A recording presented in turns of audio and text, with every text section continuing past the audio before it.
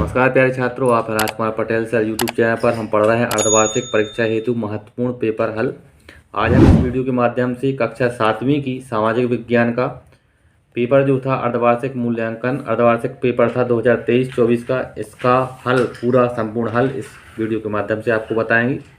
यह पेपर आपके लिए महत्वपूर्ण होगा। 2024-25 में जो आपकी 16 तारीख से परीक्षा हो रही है उससे संबंधित प्रश्नों की आपको समझ विकसित हो जाएगी। शुरू करते हैं। सबसे पहले देखें आप बहुविकल्पीय प्रश्न है। प्रश्न क्रमांक 1 से लेकर 5 तक के प्रश्न विकल्प प्रश्न है। पहला प्रश्न है, मध्य युग में किसी गांव में आने वाला अनजान व्यक्ति जो समाज या संस्कृति का अंग नहीं होता था कहलाता था। तो इसका पहला विकल्प सही है विदेशी। ये विकल्प को हम इसके सही करेंगे विदेशी। दूसरा प्रश्न है, निम्न में से पर्यावरण का कौन सा घटक मानव निर्मित है। तो आप जो सी विकल्प देख रहे हैं पार्क जो है वो मानव निर्मित है, जबकि वायु जल और पेड़ पौधे मानव निर्मित नहीं है। तीसरा है, पृथ्वी की ठोस प्रकृति या कठोर ऊपरी परत को कहते हैं तो उसे स्थल मंडल कहते हैं। पहला विकल्प इसका सही होगा। प्रश्न क्रमांक 4 है, इनमें से कौन सा स्कूलों में मध्याह्न भोजन व्यवस्था का उद्देश्य नहीं है। तो सभी को रोजगार उपलब्ध कराना यह उद्देश्य नहीं है। डी विकल्प इसका सही होगा। 5वां प्रश्न है, कन्नौज पर अधिकार के लिए संघर्षरत पक्षों का सही समूह था। इसका बी विकल्प सही है, गुर्जर, प्रतिहार, राष्ट्रकूट और पाल। बी विकल्प इसके सही करेंगे। प्रश्न क्रमांक 6 से लेकर 10 तक खालिस्तान है, खालिस्तान को हमें भरना है। 6वां प्रश्न है, पृथ्वी की सबसे आंतरिक परत को खालिस्तान कहते हैं तो आंतरिक परत को क्रोड कहते हैं, खालिस्तान में क्रोड लिखेंगे। 7वां है, भारत में दूसरे देश से इलाज कराने आने वाले लोगों को खालिस्तान कहा जाता है, उसे चिकित्सा पर्यटक कहा जाता है, खालिस्तान में लिखेंगे चिकित्सा पर्यटक। 8वां प्रश्न है, भारत में आए यात्री इब्न बतूता का संबंध खालिस्तान देश से था। इसका संबंध जो था मोरक्को देश से था, खालिस्तान में लिखेंगे मोरक्को। 9वां प्रश्न है, नदी अपने प्रवाह के दौरान मोड़दार मार्ग में खालिस्तान आकृति का निर्माण करती है तो इस खालिस्तान में लिखेंगे विसर्प या फिर एस आकार की आकृति। 10वां प्रश्न है, विधानसभा में बहुमत प्राप्त दल के विधायक अपने नेता को चुनते हैं जो खालिस्तान कहलाता है। इस खालिस्तान में आएगा मुख्यमंत्री। आगे अति लघुत्तरीय प्रश्न है। प्रश्न क्रमांक 11 से 16 तक के जो प्रश्न हैं वो अति लघुत्तरीय प्रश्न है। प्रश्न 11वां है, पर्यावास से क्या तात्पर्य है।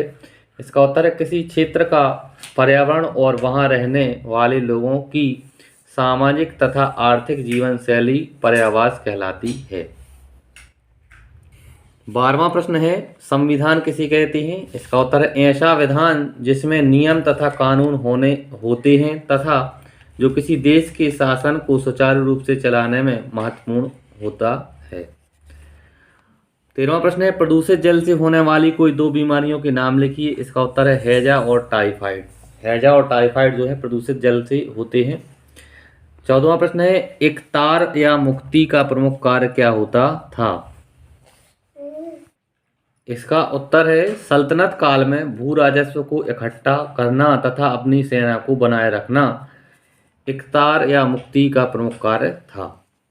15वां प्रश्न है, हिमनद किसे कहते हैं। इसका उत्तर है, पृथ्वी बड़ी मात्रा में मौजूद बर्फ के पहाड़ ग्लेशियर को हिमनद कहते हैं। पृथ्वी पर बड़ी मात्रा में मौजूद बर्फ के पहाड़ या ग्लेशियर को हिमनद कहते हैं। 16वां प्रश्न है, राज्य के मुख्यमंत्री एवं अन्य मंत्रियों को नियुक्ति कौन करता है। इसका उत्तर है राज्यपाल। आगे लघुत्तरीय प्रश्न है। प्रश्न क्रमांक 17 से 22 तक के प्रश्न लघुत्तरीय प्रश्न है। प्रश्न 17वां है, प्रदूषित पर्यावरण हमारे जीवन को कैसे प्रभावित करता है। आगे 18वां प्रश्न है, मानव निर्मित एवं प्राकृतिक पर्यावरण में 3 घटकों के नाम लिखिए। तो मानव निर्मित पर्यावरण में आप देखेंगे पार्क, सड़कें और पुल और इमारतें, ये मानव निर्मित घटक हैं। प्राकृतिक घटक में वन, जल, वायु और महासागर, ये आप देख रहे हैं छोटे छोटे सामने यहाँ लिखा है वन, जल, वायु और महासागर, ये प्राकृतिक पर्यावरण के घटक हैं। आगे है, अवसादी सेल का निर्माण किस प्रकार से होता है। इसका उत्तर है, मूल चट्टानों की अपक्षय तथा अपरदन के फलस्वरूप बनी सेल को अवसादी सेल कहते हैं। मूल चट्टानों की अपक्षय तथा अपरदन के फलस्वरूप बनी सेल को अवसादी सेल कहते हैं। 20वां प्रश्न है, चिकित्सा पर्यटन क्या है। भारत चिकित्सा पर्यटन के रूप में क्यों लोकप्रिय हो रहा है। इसका उत्तर है, दूसरे देश से अपने देश में इलाज करवाने वाला व्यक्ति चिकित्सा पर्यटक कहलाता है। भारत में इलाज सस्ता होने के कारण लोकप्रिय हो रहा है। आगे प्रश्न देखें आप। 21वां प्रश्न है, शेरशाह सूरी ने अपना राज्य किस प्रकार स्थापित किया? इसका उत्तर आप खुद स्वयं खोज लें छात्रों। 21वां प्रश्न है, शेरशाह सूरी ने अपने राज्य किस प्रकार स्थापित किया? इसका उत्तर आप यहाँ देखेंगे। हमने यहाँ लिखा है, सन 1539 में शेरशाह को चौसा की लड़ाई में हुमायूं का सामना करना पड़ा, जिसे शेरशाह ने जीत लिया। पुनः 1540 ईस्वी में शेरशाह ने हुमायूं को हराकर भारत छोड़ने पर मजबूर कर दिया और संपूर्ण भारत पर अपना साम्राज्य स्थापित कर दिया था। 22वां प्रश्न देखेंगे, कोई राजनीतिक दल सत्ता पक्ष या विपक्ष के रूप में किस प्रकार निर्धारित होता है? इसका उत्तर देखेंगे 22वें प्रश्न का। सत्ता पक्ष या विपक्ष चुनाव परिणाम में बहुमत प्राप्त दल को सत्ता पक्ष कहते हैं तथा सत्ता पक्ष के अलावा जो दल होता है उसे विपक्ष कहा जाता है। ये 22वें प्रश्न का आंसर। आगे 23वें प्रश्न से आप देखेंगे, दीर्घोत्तरीय प्रश्न है। प्रश्न क्रमांक 23 से 26 तक के जो प्रश्न है। 23वां प्रश्न है, चोल शासकों द्वारा कृषि एवं सिंचाई के क्षेत्र में किए गए कार्यों का वर्णन कीजिए। इसका उत्तर देखें 23वें प्रश्न का।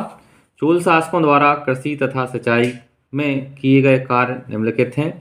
सिंचाई के लिए नहरें तथा बांध का निर्माण, दूसरा है कुओं का निर्माण, तीसरा है जल संग्रहण के लिए पानी के टैंक बनवाए, चौथा है कृषि के लिए वनों को साफ किया गया और पांचवा है बहु फसल पद्धति का इस्तेमाल किया। आगे देखें 24वां प्रश्न है, भारतीय संविधान सभी व्यक्तियों को समान मानता है, इस संबंध में शामिल प्रावधान लिखिए।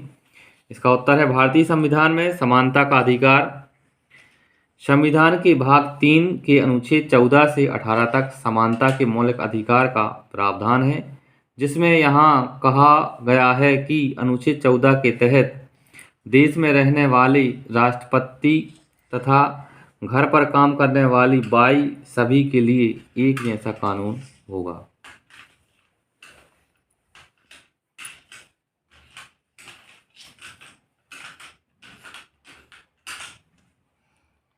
आगे देखते हैं 25वां प्रश्न है, ज्वालामुखी किसे कहते हैं? इसका नामांकित चित्र बनाना है। तो छात्रों आप इसका परिभाषा और इसका नामांकित चित्र आप खुद पुस्तक से देख के बनाएं और सीखें, ताकि अगर परीक्षा में आ जाए तो आप उसे कर सकें। 26वां प्रश्न है, चोल शासन काल में सभा की सदस्यता के लिए कौन कौन सी शर्तें निर्धारित थीं? लिखिए। इस प्रश्न का भी उत्तर आप छात्रों स्वयं खोजकर लिखें। इस तरह से प्यारे छात्रों, इस वीडियो के माध्यम से हमने सामाजिक विज्ञान विषय का कक्षा 7वीं का जो पेपर था, इसका हमने अर्धवार्षिक पेपर का हल आपको बताया। अगर आपको वीडियो अच्छा लगा है तो चैनल को सब्सक्राइब करें, वीडियो को लाइक करें और अपने दोस्तों के साथ शेयर करें। धन्यवाद। जय हिंद। वंदे मातरम।